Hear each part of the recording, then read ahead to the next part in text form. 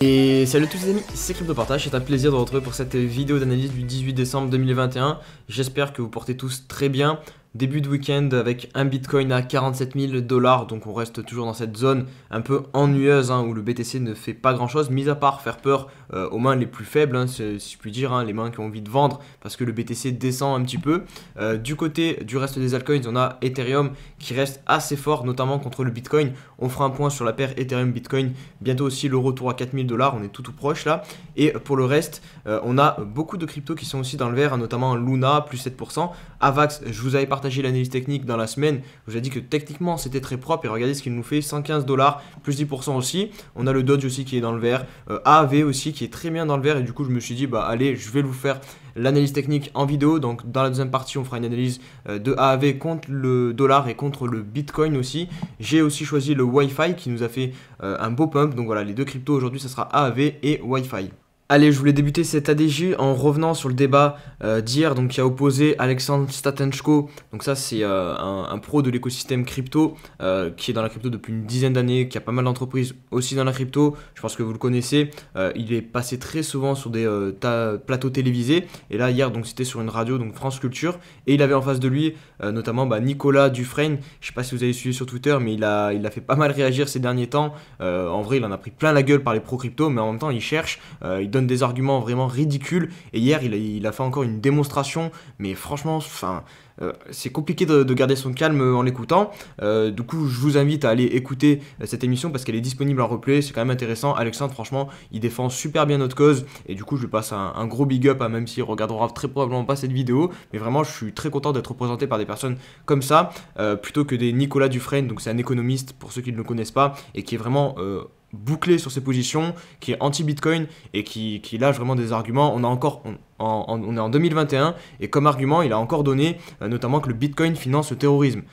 Est-ce que le terrorisme existait avant le Bitcoin? Oui, c'est complètement ridicule. Et il y a des frais concrets, je crois que ça représente environ 2 à 3% des transactions qui sont potentiellement faites pour des trucs illégaux sur le Bitcoin. Et alors que si vous prenez le dollar ou les monnaies fiat, voilà, c'est une part beaucoup plus grande. Donc il faut arrêter avec cet argument, et pourtant il le sort encore. Donc vraiment, c'est des choses que je ne comprends pas. Enfin si, je les comprends, voilà, il n'a pas envie que le monde change, il a envie de garder son petit poste d'économiste ou je sais pas quoi. Mais en tout cas, c'est vraiment dommage d'arriver encore à ce genre de débat. Moi, ce qui me fait vraiment le plus chier, c'est que même la présentatrice, elle était anti-Bitcoin et elle était clairement du côté de Nicolas Dufresne et des autres, plutôt que d'être neutre, en fait, juste neutre. On demande la neutralité, c'est un débat, vous les laissez s'exprimer, quoi. Et non, même ça, on n'y est pas encore.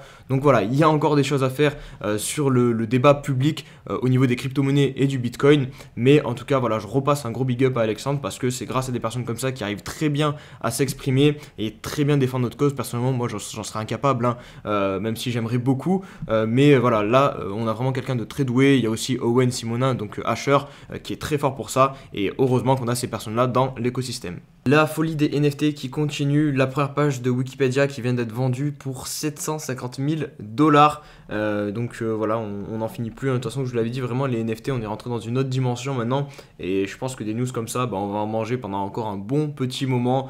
Toutes les entreprises les plus connues vont essayer de tirer profit de ce business, parce que je pense que c'est un business, un bon moyen pour faire de l'argent.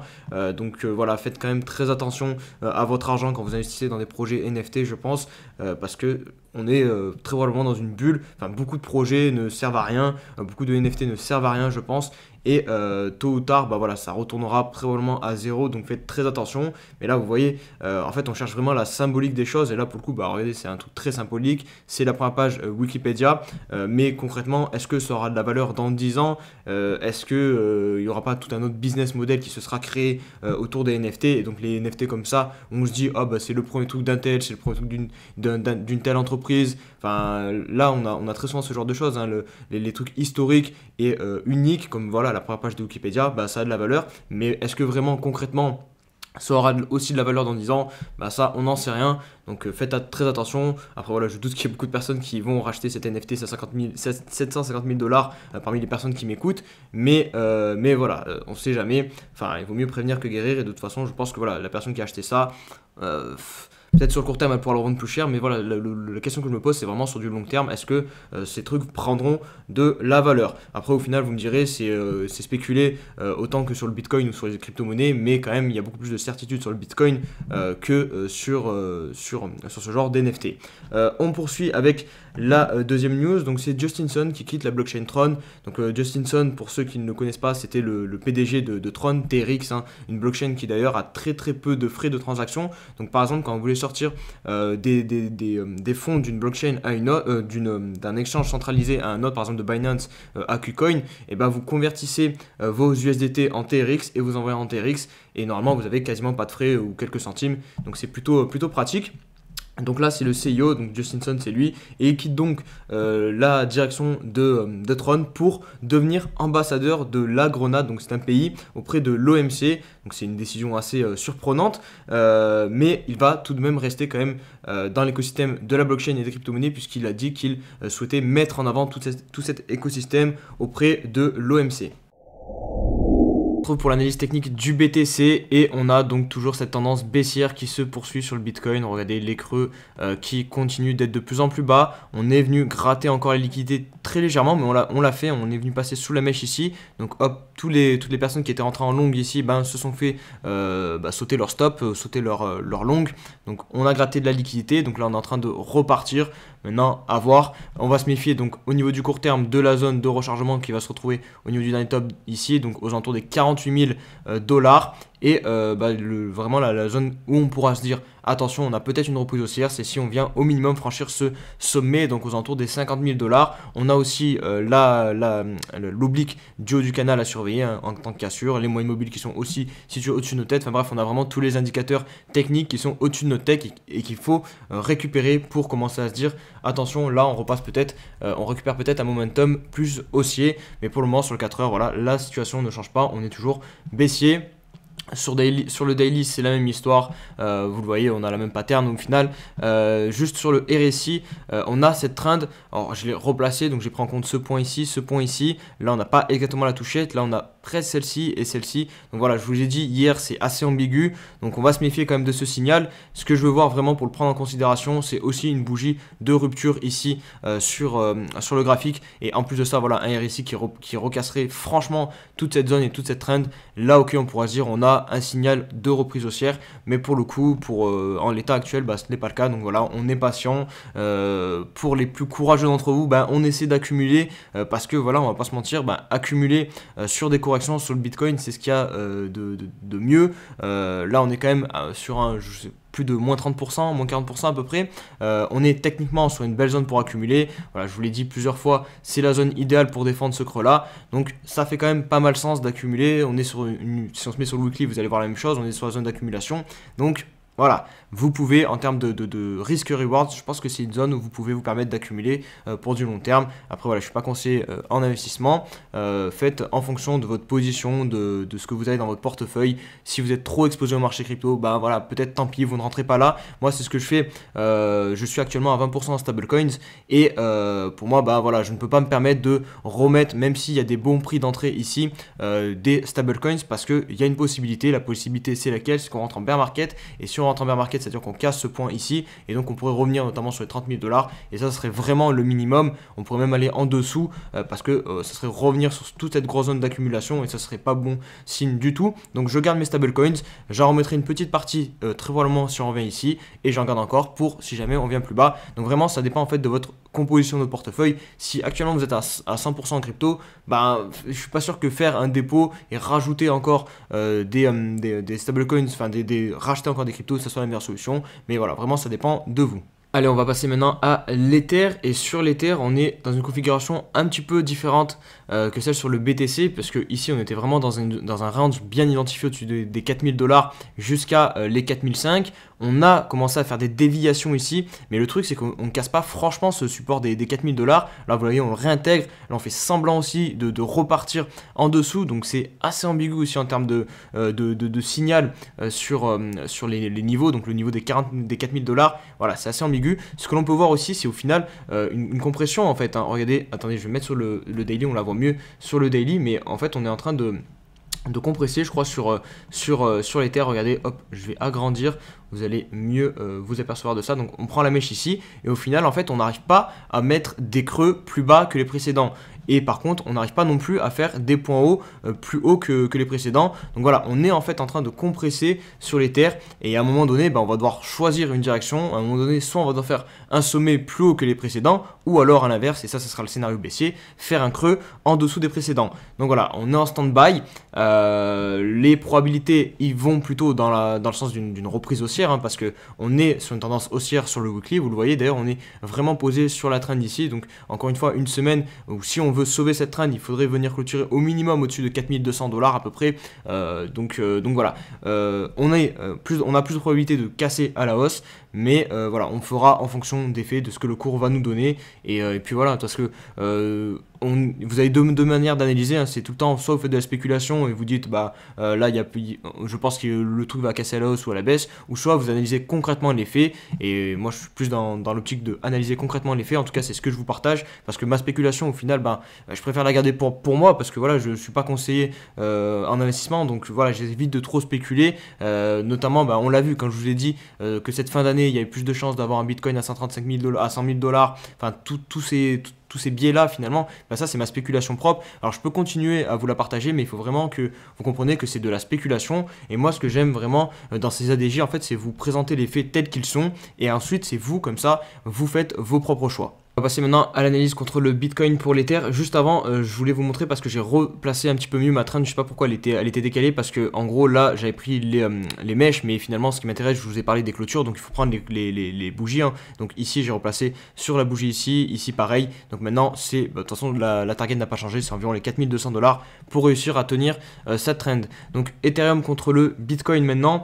Je vais mettre, donc là vous voyez, on a enfin un pullback sur le weekly. La mèche est venue retoucher la zone de breakout de ce W, et si je me mets sur le 4 heures, alors hop, on va zoomer un petit peu, on semble avoir terminé cette correction et on repart sur une tendance haussière. Donc ça aussi c'est plutôt intéressant. C'est pour ça que je vous disais qu'actuellement Ethereum était en train de continuer à reperformer le Bitcoin, puisque la semaine dernière on avait eu quand même le Bitcoin qui avait repris de la force contre l'Ether. Donc là c'est plutôt cool, on a la réaction sur ce niveau-ci et on repart à la hausse. Maintenant on va se diriger évidemment vers des résistances, notamment voilà, la fameuse zone de rechargement. On arrive pile dedans. Vous voyez ici on a fait une mèche. Hop, je vous agrandis, voilà, vous voyez ici on a fait une mèche, donc là on va commencer à buter ici, parce que les vendeurs, s'ils veulent défendre ce sommet ici, c'est ici qu'ils vont se placer. Donc attention, peut-être voilà, une figure de retournement, là pour le coup ça serait le double top, et c'est ce qu'on veut pas voir. Les probabilités ne vont pas dans ce sens là, puisqu'on a tous les éléments techniques qui prouvent qu'on est dans une tendance haussière. Donc en théorie on devrait réussir à faire un sommet plus haut que le précédent. Maintenant à l'analyse de AAV, donc on débute sur le weekly, donc pour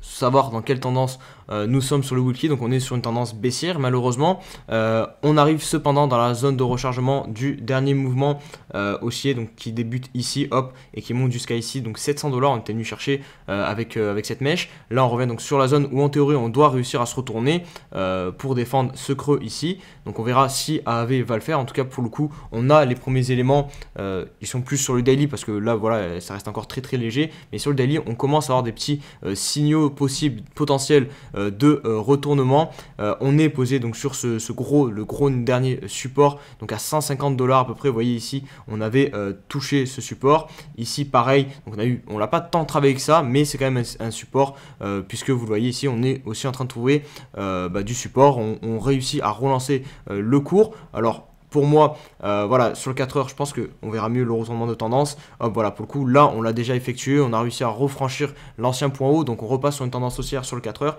Donc, le momentum est en train de changer de direction. On était sur un momentum baissier. Et là, on va peut-être repasser sur un momentum haussier. Au niveau du daily, refranchir ce dernier sommet à la hausse et plus prix psychologique des 200 $, ça serait intéressant. Et ensuite, on aura les moyennes mobiles aussi à flipper à la hausse. Enfin, bref, on est vraiment qu'au tout début de l'inversion du moment haussier sur le daily.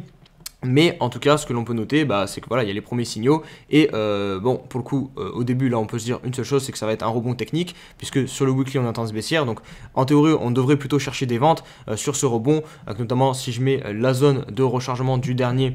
Attendez, je vais enlever le point rouge, comme ça, on y verra mieux. Hop, si je mets la zone de rechargement du dernier point haut, alors hop, on va prendre le Fibonacci. Donc là on va prendre cette mèche-ci. Et voilà, donc en théorie, on pourrait venir chercher cette zone des 350 $ à peu près. Et en plus de ça, vous voyez ici, on a un gros niveau de résistance. Donc si vraiment il y a un rebond technique qui se met en place sur le weekly, on peut se dire que cette zone-ci, ça peut être intéressant pour décharger du AAV un petit peu. Et si je prends en compte le BTC pour terminer l'analyse, donc pareil, on est évidemment aussi en tendance baissière contre le Bitcoin. On a ce gros niveau qui pourrait servir de support. Vous voyez ici une fois, deux fois, trois fois. Et ici, il avait servi de résistance. Donc c'est le niveau des 2563 Satoshi que AAV pourrait venir chercher pour réussir à se retourner et repartir en tendance haussière. Et on se retrouve maintenant sur l'analyse du Wi-Fi. Donc si je devais la résumer assez simplement, c'est le mot range qui colle le mieux à cette analyse, parce que vous allez voir aussi sur le BTC, c'est quasiment la même chose. Donc là on est contre la paire, contre le dollar, et j'identifie vraiment deux niveaux clés, donc les 42 500 $ et les 28 000 $ globalement. Donc ce que l'on a fait, c'était ici, donc toute cette zone là on range, hop, donc là on fait une déviation, et ici qu'est-ce qu'on est en train de faire? Peut-être une autre déviation, parce qu'en soi on enfonce le dernier point bas, mais qu'est-ce qu'on est en train de faire ici? On réintègre directement le range. Donc attention, la semaine n'est pas terminée, peut-être que c'est un piège là actuellement. On va se mettre sur le daily, on peut aussi le constater. Sur le daily on l'a déjà réintégré ce niveau, donc hier on a eu la bougie de réintégration. Je sais pas s'il y a eu des volumes, ouais, en plus il y a eu beaucoup de volumes, donc c'est plutôt intéressant. Donc là on peut potentiellement, en fait ici on est vraiment en train de piéger les vendeurs. On fait vendre aux personnes ici finalement, et hop on réintègre, et en théorie on devrait aussi venir chercher la borne opposée du range qui est les 42 000, les 43 000 $. Si je me mets sur sur la paire contre le Bitcoin, vous allez voir, on peut se diriger vers le même type de scénario, puisque ici c'était le point bas à ne pas perdre, donc les 5568 Satoshi. Qu'est-ce qu'on fait? On les perd, donc on fait penser à toutes les personnes que ça y est, on part en tendance baissière, on va chercher du pétrole, on va chercher, parce que là pour le coup on était quasiment en train de partir en découverte de prix, mais à l'inverse, au lieu de partir à la hausse, on part à la baisse, donc on découvre les prix à la baisse, et finalement hop, on tente une réintégration. Donc on va voir si ça va se confirmer ou non. Pour le coup il faut la clôture weekly au-dessus, et là ça serait quelque chose d'extrêmement positif, puisque du coup on aurait gratté toute la liquidité qu'il y avait sur ces creux, et ensuite on réintègre, et pour le coup pareil, on pourrait venir chercher la borne opposée qui est située au 1,5 Satoshi pour le Wi-Fi contre le Bitcoin. On se retrouve pour la question de l'abonné. Alors aujourd'hui ça sera pas une question, mais plutôt une remarque suite au très bon commentaire que vous avez fait sur Elrond, parce que hier donc le sujet de la vidéo portait essentiellement sur Elrond, et notamment le listing du token RIDE qui a fait pas mal de débat, puisqu'on a eu notamment aussi un dump sur l'IGLD, donc une baisse. Vous avez été beaucoup à souligner quelque chose que j'ai oublié de dire dans la vidéo, c'est que cette baisse a pu être aussi appuyée par le fait que du coup les gens qui ont du coup swappé leur ride en IGLD ont très probablement tout de suite revendu leur IGLD ensuite en USDC pour prendre des profits. Donc ça a pu entraîner du coup une pression baissière supplémentaire sur l'e-gold. Donc voilà, je voulais rajouter ce petit point pour ceux qui n'ont pas lu les commentaires hier sur un fait qui aurait pu aussi expliquer la baisse qu'on connaît actuellement sur l'IGLD. Pour cette vidéo les amis, j'espère qu'elle vous a plu. Si c'est le cas, n'hésitez pas à mettre un petit pouce bleu, me rejoindre sur les différents réseaux sociaux, et on se dit à demain pour une nouvelle vidéo. Allez, ciao ciao.